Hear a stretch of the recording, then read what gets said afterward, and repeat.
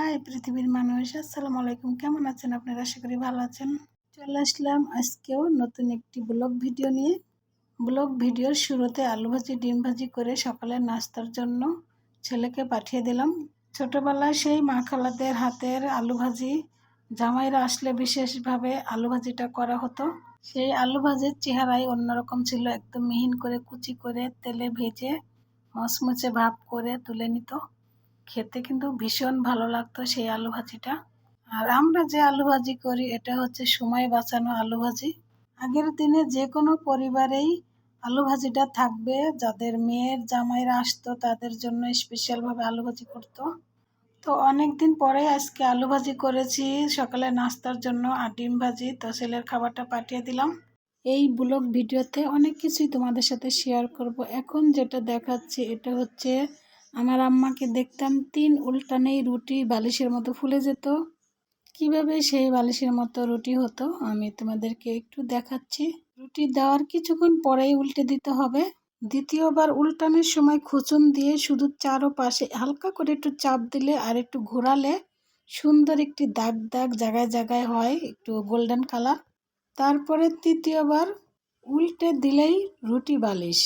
আর খুঁচুনির সাহায্যে একটু ঘোরালেই রুটিটা সুন্দর একটু মচমচে একটা ভাব হয়, কিন্তু নরম সফট, খুব সুন্দর দেখতে। আমি চেষ্টা করি 3 উল্টানে আমার রুটিটা কমপ্লিট হয়ে যাওয়ার জন্য। আর এই ব্লগ ভিডিওতে অনেক কিছুই থাকছে, তোমরা ধৈর্য ধরে ভিডিওটা দেখো, খুব ভালো লাগবে সামনে। তো নাস্তা খাওয়ার পরে চলে আসলাম দুপুরে রান্না করতে। সবকিছু গুছিয়ে নিচ্ছিলাম আর ভাবছিলাম যে ফ্রিজ দুইটা আজকে একটু পরিষ্কার করব। যেই ভাবা সেই কাজ, দুইটা ফ্রিজের নর্মালে যা ছিল সবকিছু বের করছি। সবকিছু বের করে একটি ডিশে কিছুটা পানি নিয়েছি আর বিম নিয়েছি, একটি গেঞ্জি নিয়েছি, পরিষ্কার করতে যাব এমন টাইমে সাপ চলে আসছে। ওই কিছুক্ষণ আগেই নাস্তা খেয়ে অফিসে গেছে, এই মাছটা রাস্তায় দেখেছে, রাস্তা থেকে কিনে নিয়ে চলে আসছে। এই মাছটা যে তাজা আমি তো বলতে পারবো না। এই মাছটার গায়ে যখন পানি দিলাম বা মুখের সাইডে পানি দিয়েছি, হঠাৎ করে হা করে উঠেছে। আচ্ছা, হঠাৎ করে যদি একটা মাছ হা করে ওঠে, কে না ভয় পাবে বলেন? আর ভিডিওতে দেখেই তো বুঝতে পেরেছেন, আমি যখন ঢালিছি তখন কি মাছটা নড়েছিল? নড়েনি কিন্তু। আর আমি তো বুঝতেও পারি না যে এটা তাজা, আর আমার সাহেবও বলে না যে এটা তাজা মাছ কিনে আনছে। তো যাই হোক, কেমন যেন একটু হাস্যকর ব্যাপার হয়ে গেল। এই বয়সে এসেও মাছ দেখে ভয় পাই। চিন্তা করলাম মাছের মুখে তো অনেকটা পানি দিয়েছি, হয়তো এটার কষ্ট হবে। তাড়াতাড়ি করে আবার উপর করে পানিটা ফেলে দিয়েছি, গিয়েছে কেন আমি জানি না। এখন এই মাছটা আমার একা একা কাটতে হবে।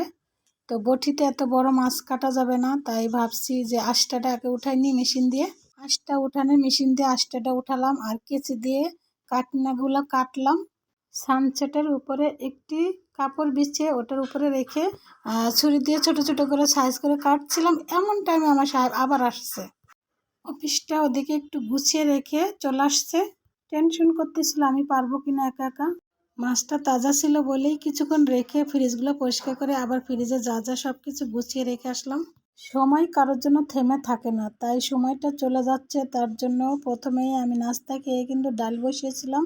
ডালটা ঘোটার আগে নামিয়ে রেখেছি আর ভাত বসিয়ে দিয়েছি যাতে চুলাটা খালি না যায়, আবার এদিকেও সামলাচ্ছি। ভাতটা হতে হতে এইদিকে যা যা দরকার কুটাকাটি সব কিছুই করে নিয়েছি। মাছটা কুটে নিলাম আর সাহেব আসছিল, সেও আমাকে সাহায্য করে দিয়ে গেল। এখন চলেন এই মাছটা খুব লোভনীয় করে আপনাদের রান্না করে দেখাবো। সব কিছু রেডি করে নিয়েছি, কারেন্টটা চলে গেল, তাই গ্যাসের চুলা দিয়ে রান্নাটা শুরু করে দিলাম। এই চুলায় ডালটা তেলে দিয়ে নিব, আর ওই চুলায় হচ্ছে মাছের যে পেঁয়াজটা আমি তেলের উপরে ছেড়ে দিয়ে ভেজে নিব।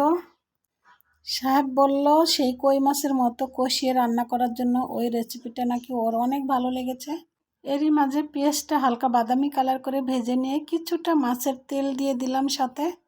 স্ট্যান্ডটা কাছাকাছি রাখার কোনো প্লেস নাই, তার জন্য একটু দূরেই রেখেছি, দেখে নিয়ে কষ্ট করে।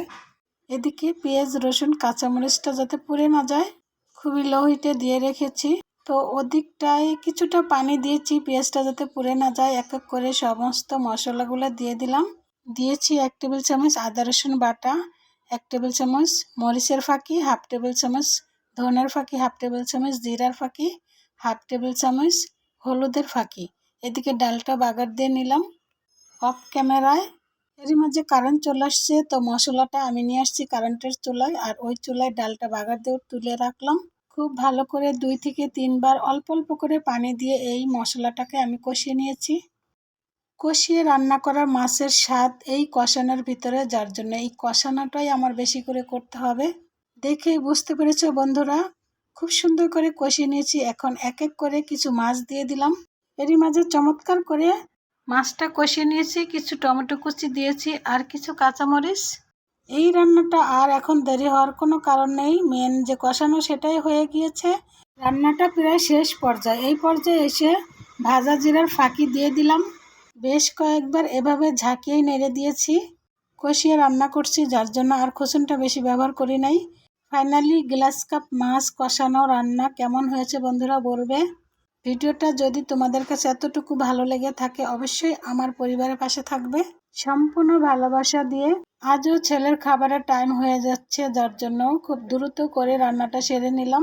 কিছুক্ষণের মধ্যেই ছেলের খাবারটা নিয়ে চলে যেতে হবে, তাই ছেলের খাবারটা রেডি করে নিব এরই মাঝে। তো সবাই ভালো থাকো, সুস্থ থাকো, আল্লাহ হাফেজ।